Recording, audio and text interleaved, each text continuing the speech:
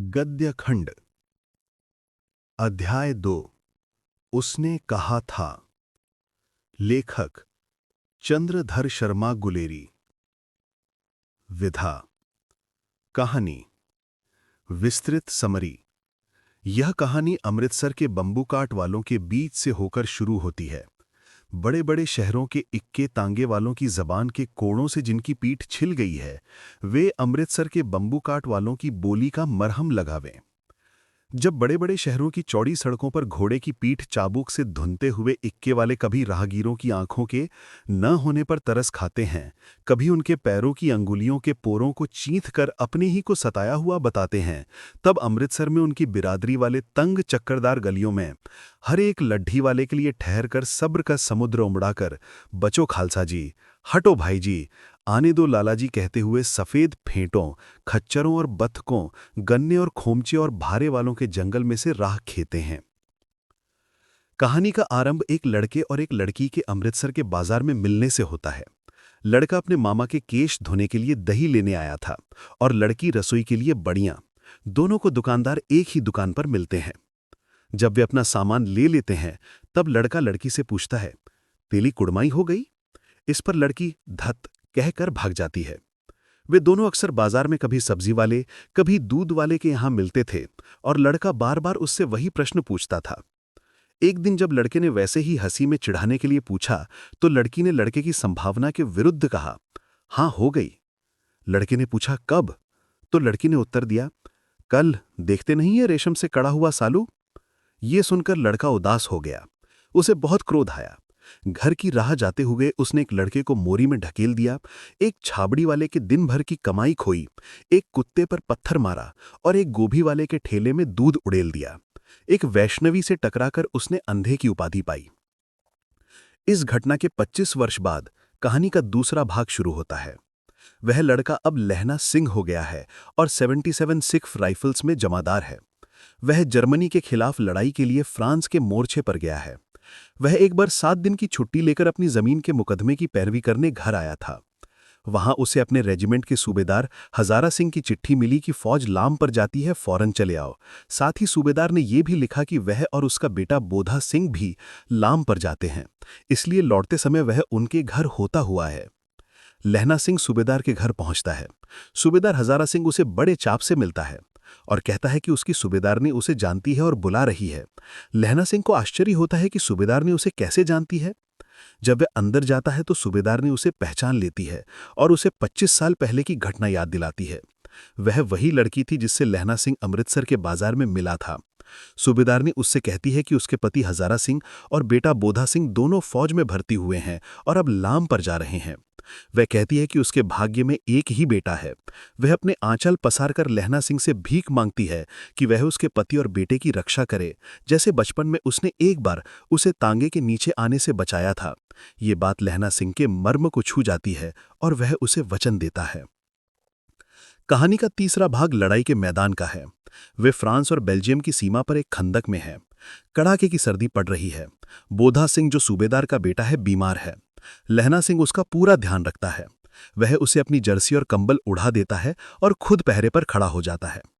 वजीरा सिंह, जो पलटन का विदूषक है, वहां के माहौल को हंसी मजाक से हल्का करने की कोशिश करता है। लहना सिंह अपने बचपन की यादों में खो जाता है जब वह उस लड़की से मिला था। एक दिन एक जर्मन अफसर लप्टन साहब की वर्दी पहनकर खंदक में आता है। वह सबको हुक्म देता है कि खंदक छोड़कर दूसरी जगह धावा बोल दें। लहना सिंह को उसकी बातों पर शक होता है। उसे पता चल जाता है कि यह असली लप्टन साहब नहीं बल्कि कोई जर्मन है। वह बड़ी चालाकी से सूबेदार हजारा सिंह को असलियत बताता है और उन्हें बाकी फौजियों को लेकर वापस बुलाने के लिए भेजता है। वह खुद जर्मन अफसर का सामना करने के लिए खंदक में रुक जाता है। वह उस नकली लप्टन साहब को मार गिराता है। थोड़ी देर में जर्मनों की एक टुकड़ी खंदक पर हमला कर देती है। लहना सिंह और उसके साथी बहादुरी से लड़ते हैं। इस लड़ाई में लहना सिंह को पसली में एक गोली लगती है, पर वह किसी को पता नहीं चलने देता। सूबेदार हजारा सिंह भी अपनी टुकड़ी के साथ वापस आ जाते हैं और जर्मनों को खदेड़ देते हैं। लड़ाई के बाद जब घायलों को ले जाने के लिए गाड़ी आती है, तो लहना सिंह अपनी जगह घायल सूबेदार और उसके बेटे बोधा सिंह को भेज देता है। सूबेदार उसे अपने साथ चलने के लिए कहता है, पर लहना सिंह मना कर देता है और कहता है कि वह बाद में दूसरी गाड़ी में आ जाएगा। वह सूबेदार से कहता है कि जब वह घर पहुंचे तो सूबेदारनी से कह दे कि उसने जो कहा था वह मैंने कर दिया। गाड़ी जाने के बाद लहना सिंह वजीरा सिंह को अपनी गोद में सिर रखने के लिए कहता है। वह वजीरा से पानी मांगता है। लहना सिंह अपने जीवन की अंतिम घड़ियों में अपनी पुरानी यादों में खो जाता है। उसे वह बाग, वह लड़की और अपनी सारी पुरानी बातें याद आने लगती हैं। वह वजीरा से कहता है कि उसका भाई कीरत सिंह जब मरेगा तो उसकी आम की डाली के नीचे ही मरेगा। अंत में वह वजीरा से कहता है कि उसके मरने की खबर घर वालों को ना दी जाए।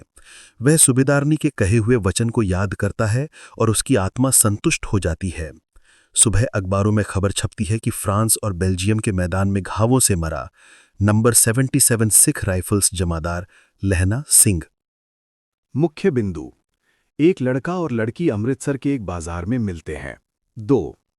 लड़का अपने मामा के केश धोने के लिए दही लेने आया था। 3. लड़की रसोई के लिए बढ़िया लेने आई थी। 4. लड़का लड़की से पूछता है, तेरी कुड़माई हो गई?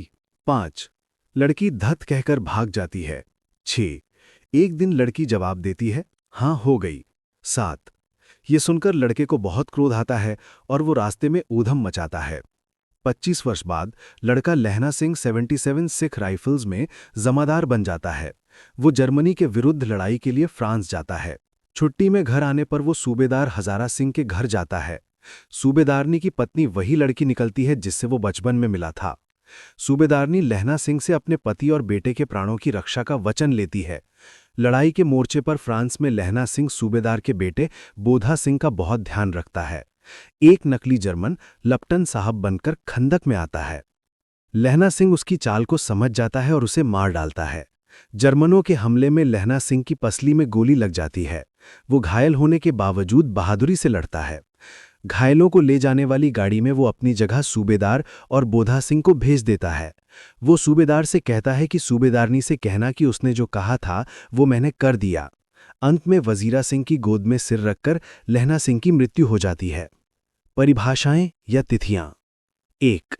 लहना सिंह, कहानी का मुख्य पात्र, 77 सिख राइफल्स में एक जमादार। 2. सूबेदारनी, होरान, लहना सिंह की बचपन की परिचित जो बाद में सूबेदार हजारा सिंह की पत्नी बनती है। 3. हजारा सिंह, लहना सिंह की रेजिमेंट का सूबेदार और सूबेदारनी का पति। 4. बोधा सिंह, सूबेदार हजारा सिंह और सूबेदारनी का पुत्र जो फौज में सिपाही है। 5. वजीरा सिंह, पलटन का विदूषक और लहना सिंह का एक साथी। 6. लप्टन साहब, रेजिमेंट का एक अंग्रेज अफसर। 7. कुड़माई, मंगनी या सगाई। 8. लाम, युद्ध या लड़ाई का मोर्चा। 9.